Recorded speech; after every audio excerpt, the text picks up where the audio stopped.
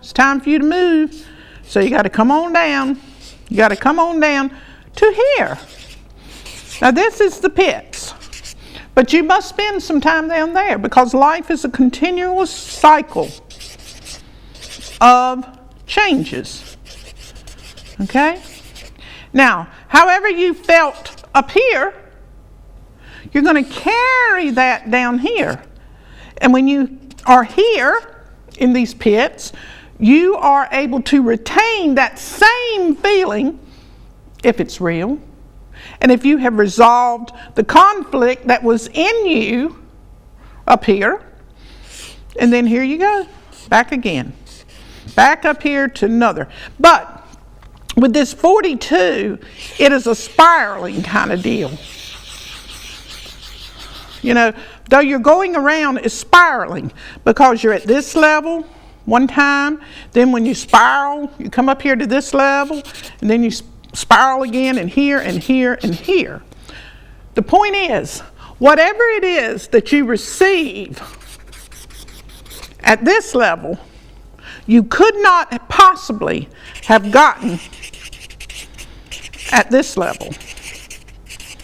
Now, what does that mean, Paula? That means, you're going to go around this wheel. You're going to go around this wheel because it's 42. But you're going to go around and around and around and around and around and around and around so many doggone times while you're alive. And the whole time, that's what is propelling you around that wheel, around that wheel of life. Guess what's propelling you? Love. The want for or lack of love. Love, Paula? That's right. Love. Okay. Now, love of what? Well, the other word that I heard, now keep love in your mind, was with. Let's see how we can love with. Love with. All right, let's do a 23 on that deal. That's a 32 backwards. You know the other number was 32. So 9, 20, and 8. So in this with, you've seen me do this before too. That's that 9, that's that hermit coming down here or going up there, whichever way for our minds, we think that there's a heaven up above and we're down below, so we come from above. So here we are, we're coming down to experience this earth life. That's what we want to do. We want to come down here and get the goods on this thing.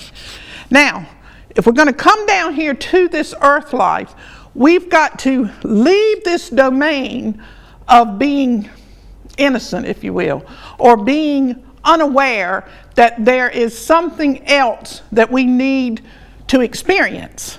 We got to get rid of that, or it would be like cheating.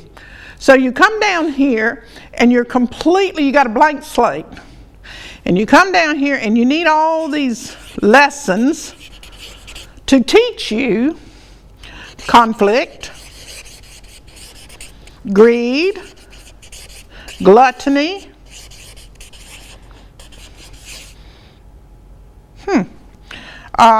jealousy. I'm trying to think of some words. Jealousy. What else you need to learn? Greed, gluttony, lust. Did I put lust up there? Lust, hatred, anger, competition. Yeah, all these things are of the earth plane. This is what you're going to do. You're going to try to get ahead. I don't know what you're trying to get ahead of, but anyway, you think you're going to get ahead of something. So that's what you come down here with. This is the love with what? Love with competition, lust, conflict, greed, gluttony, hatred, jealousy, all of those things.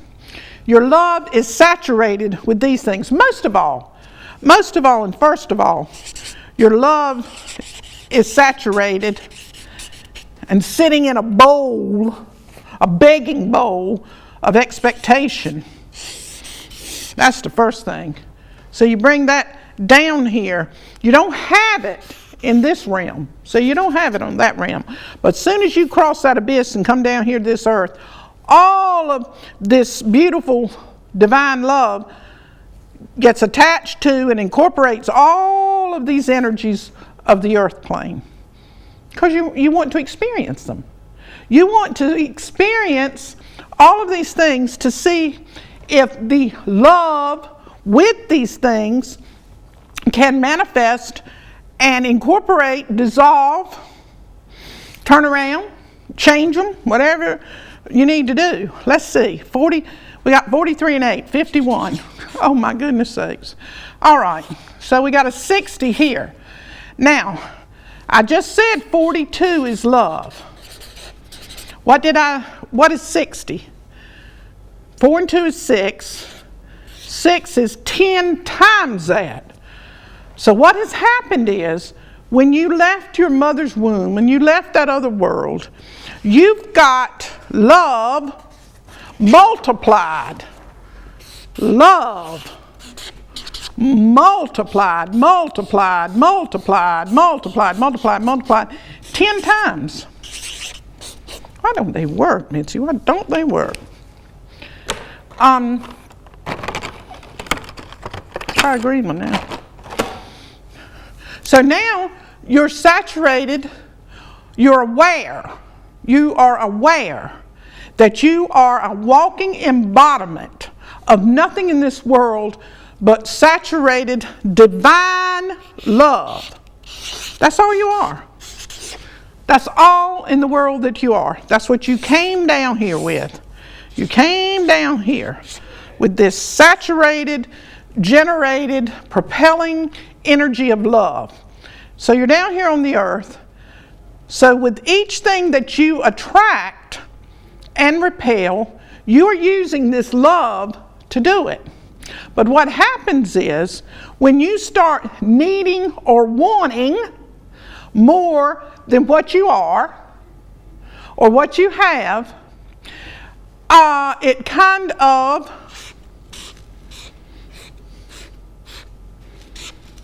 interferes with this love. Now let's see what love is. Okay, let's just do it for the heck of it. We got 15, we got 22, and we got a 5. So we got a 20 as far as the heart of that, and we got a 34. Yeah, we got a 34. So that is 20. And on other shows you've seen me talk about this. This is just one. There's millions of definitions of this number 20, but I use this one. Mother, father, child, God. Okay? Love, the heart of love, of which you are, which I am. See, we're not this body. We're an energy. We're an energy inside this body. We are mother, father, child, God. A love energy, but a love that you cannot understand. A love that is not possessive, and it is not grievous. Okay? Meaning, it has no need to call something mine. Well, let me say, we say a lot of times, depending upon what it is. Let's talk about food a minute. Let's say I love chicken. I love chicken. I love fried chicken. Well, I'm lying. Because if I love fried chicken, that fried chicken that I take in my mouth that I eat, and it is disintegrated and turns into all kinds of chemical reactions and minerals and vitamins and everything that I need to sustain my life. What it is I love is me. Because if I love the chicken, I'd let the chicken live. So what we're saying, we are always loving us. We love us first. That's our first love. That's what the Bible talks about. So in any interaction, we have a need to share who we are. Not to possess, not to dominate, not to dictate, not to change, not to say what the other person should or should not do. That's not part of love. Because you have no need whatsoever for anything other than what is in your life currently. Paula, you mean I have to stay like this for the rest of my life? You're going to stay like this for the rest of your life. You're going to go through different doors. You're going to go through different wheels of fortune. You're going to do that. But the essence of who you are is going to remain. You're going to experience so many things, and you're going to spiral up and spiral up and spiral up and go through different levels. But you, who you are, the essence of who you are is never going to change. So yes, you, underneath it all, on top of it all, you don't want anything. You never did. You never did. The only thing that makes any kind of reverberating sense to you, if you will, is to share who you are. Share. Now, how do you do that, Paula? Just by being. Just by not, I'm going to do this for you because you're going to do something back for me. That's kind of canceling out. Sort of like this right here. All right, what did I say? So we got a 2 and we got a 7. What is that? You know that 34 is honor. So love is honor. 2 and 7 is that 9, right there. That 9. Now, according to the Kabbalah,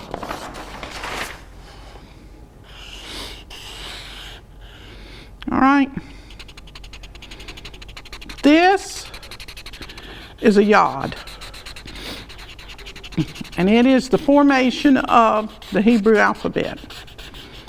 Yeah, this little teeny thing right here. See how it looks? It looks like this. And this little teeny tiny spark, if you will, this flame of nitrogen, makes up the entire Hebrew alphabet, this little teeny thing. And it is associated with the number 9, and it's also associated with the hermit, and it's also associated with Virgo. Okay, everybody, me, you, the next fella, Mitzi, Sandy, everybody has Virgo somewhere in their astrological chart. Now, the astrological chart is not a fortune-telling device. It is like a mathematical apparatus that has angular patterns, if you will. And if you like studying the patterns of things, you know, you have to have a pattern to design a dress, these shoes, this pen. Well, the patterns in astrology on the day you were born reflect certain indications of the makeup of your particular reality and your particular place in this gigantic universe. You know, this little teeny, I made him bigger, but this little speck, this is you, if you will. Every letter is made up by this. So let's look into, it's real important too, to look into how Virgo plays a part in your life. Because if this is the significant dot that manifests in you on this earth, then this placement in your astrological chart would be of great measure in trying to understand it. It may fall on the 7th house. It may fall on the 3rd. Well, wherever it is, you are seeking the most understanding about yourself and your position and your function and your designation of coming in that slot. You know, you got a slot here. You got this slot that you slivered into while you were on the earth. So we need to look for where Virgo is in your chart. Now let's, what do we want? Let's look at Virgo, if we will. Okay, a moment. Virgo. Now, do you know any Virgo people? Are you Virgo? Oh, I picked up another book. I didn't pick up no, oh, that's that other book over there. How about this one? Well, I'm going to do this one then. What I want to do, I could do 42, couldn't I, Mitzi? I'll just go 42 in here and see what that does. I'll pick up Virgo in a minute. My point is, Everything's connected. I couldn't make this show fit together and make sense and have any relevance if I tried to. If I sit here and wrote the whole thing out. What is happening is this little flame of nitrogen, this little energy behind all letters, behind all words, is responsible for whatever occurs in the show, and it's all connected. I couldn't possibly make it not work because I'm not the one making it or not making it. Now, I'm saying that we have to find this Virgo in our chart.